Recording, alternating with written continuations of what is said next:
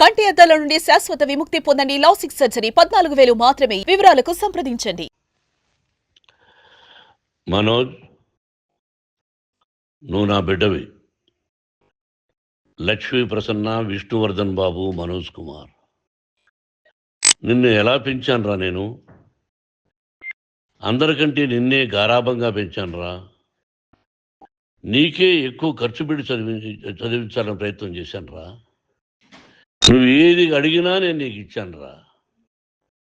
కానీ ఈ రోజున నువ్వు చేస్తున్న పని బిడ్డల గుండెల మీద తంతారంటారే, అలా తన్నేవరా. మనసు ఆవేదనతో కింగిపోతుందిరా. నేను మీ అమ్మ ఏడ్చుకుంటున్నావురా. జర్నలిజం ఉన్నది లేనిది, లేనిది ఉన్నట్టు రాస్తున్నారా. నువ్వు నన్ను కొట్టడం ఏంట్రా? నా బిడ్డ నన్ను తాకలా. ఇద్దరం ఘర్షణ పడ్డాం కొన్ని కారణాల వల్ల. ప్రతి ఫ్యామిలీలోనూ ఉంటాయిరా ఇవి. లేనివాడు ఎవరైనా ఉంటే ప్రపంచంలో ఒకరున్నారేమో, 1% ఉంటుందేమో.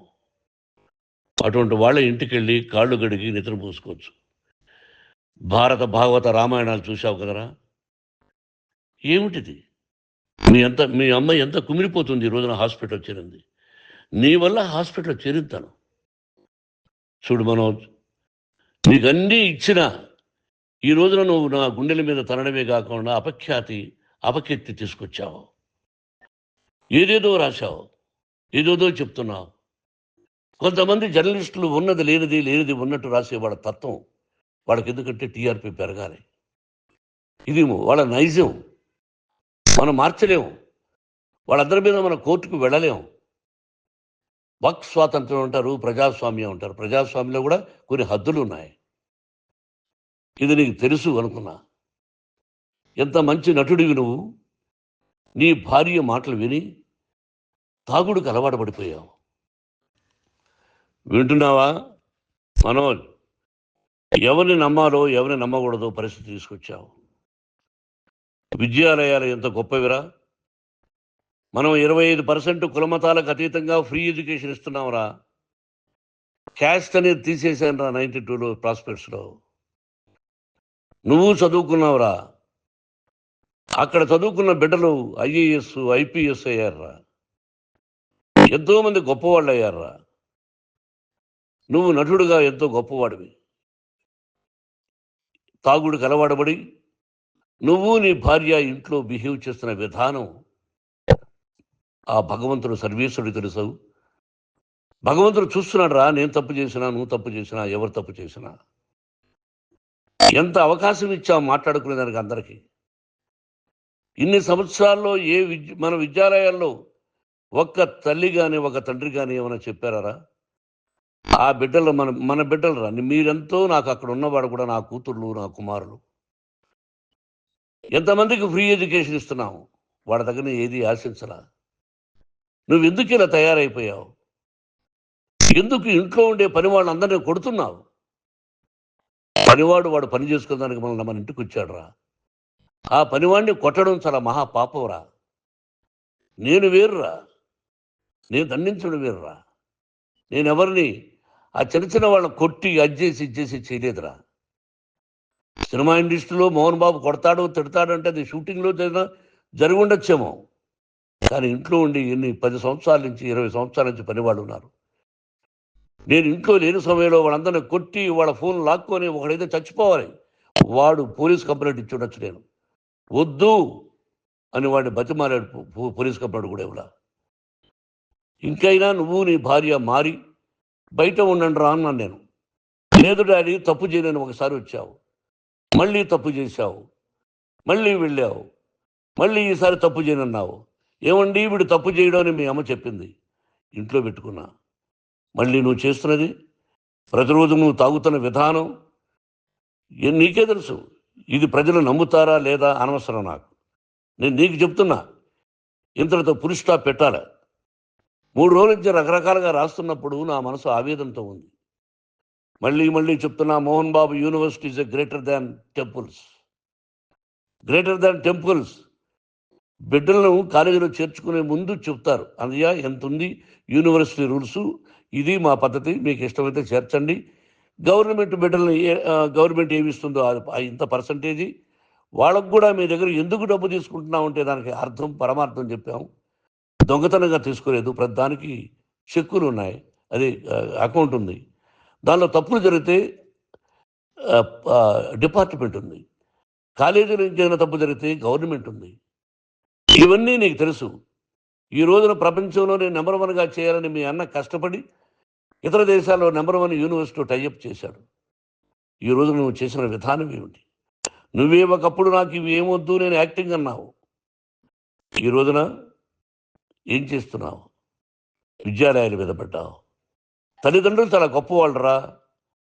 కొంతమందికి డబ్బు కట్టలేకపోవచ్చు, కట్టని వాళ్ళకు కొంత సహాయం చేసాం, అంతా సహాయం చేయలేము. బ్యాంకుల్లో డబ్బు కట్టాలి, లెక్చరర్స్కి డబ్బులు ఇవ్వాలి, యూనివర్సిటీ బ్రహ్మాండంగా నడపాలంటే మంచి లెక్చరర్స్ కావాలి.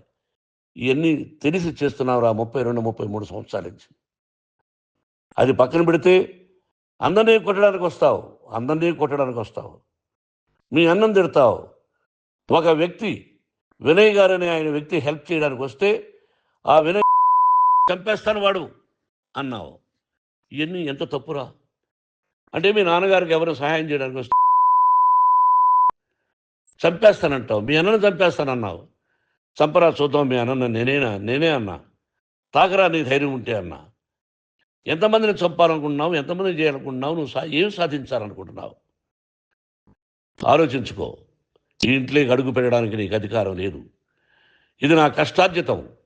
మా నాన్నగారు 10 రూపాయలు 10 పైసలు కూడా ఇవ్వలేదురా, మంచి జన్మనిచ్చాడు మా నాన్నగారు. మద్రాసుకు వెళ్ళి వీధుల్లో అడుగు తిన్నాను రా, ఒక పూట కూడా భోజనం లేకుండా అడుగు తిన్నాను రా. న్యాయంగా మోహన్ బాబు తిడతాడు కొడతాడంటారు కానీ మోసగడనం లేదురా. నీట్ పార్లమెంటేరియన్గా బయట వచ్చాను రా. నువ్వు నా పరువు ప్రఖ్యాతులు మంట కలిపావు. ఏమిటి నేను చేసిన అన్యాయం? నీకు జన్మనిచ్చాను, అదా నేను చేసిన పాపం. అందుకే ఇది నా ఇల్లు అన్నావు. నువ్వు నీ ఇల్లు కాదు, నీ కష్టార్జితంతో నువ్వు సంపాదించుకున్న ఇల్లు నీది. ఇది నా డబ్బు, నా కష్టార్జితం. నా కష్టార్జితంలో నేను పిలిస్తేనే మీరు ఇంట్లోకి రావాలి. అటువంటిది పోగొట్టుకున్నావు నువ్వు. ఆస్తులు అంటావా, ముగ్గురికి సమానంగా రాయాలా లేదా అది నా ఇష్టం.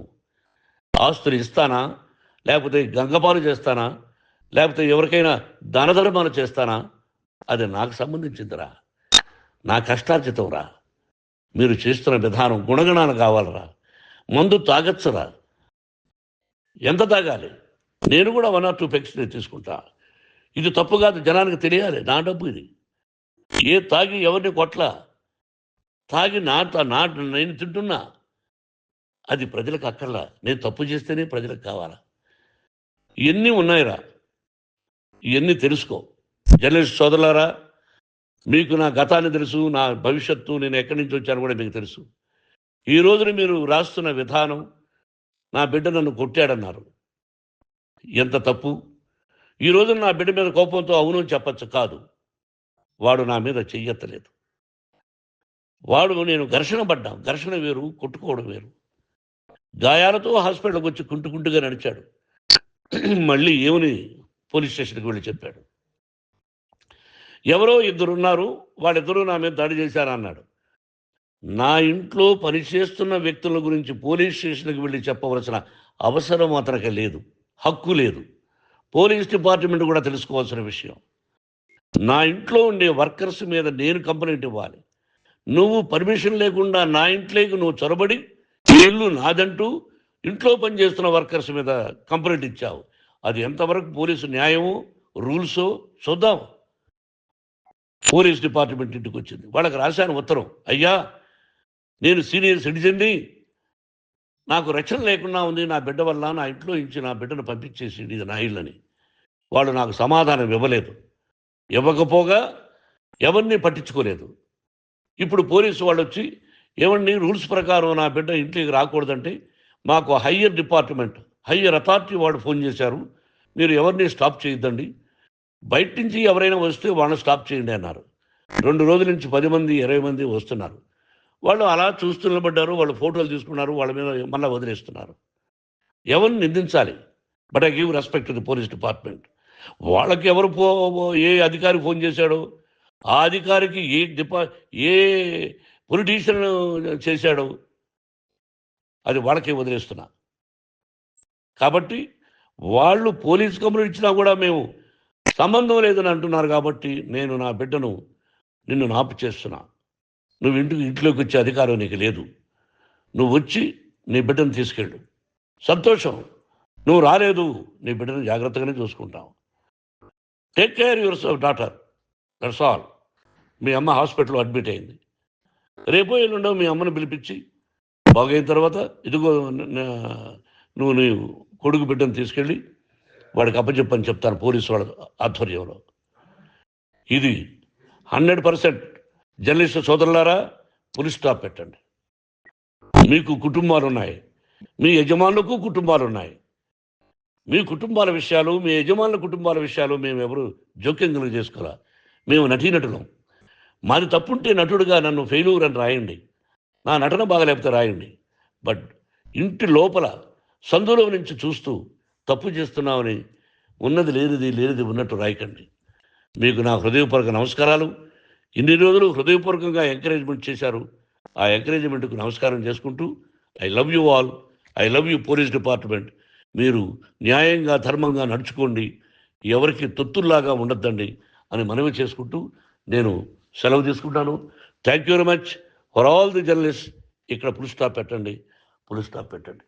Thank you very much.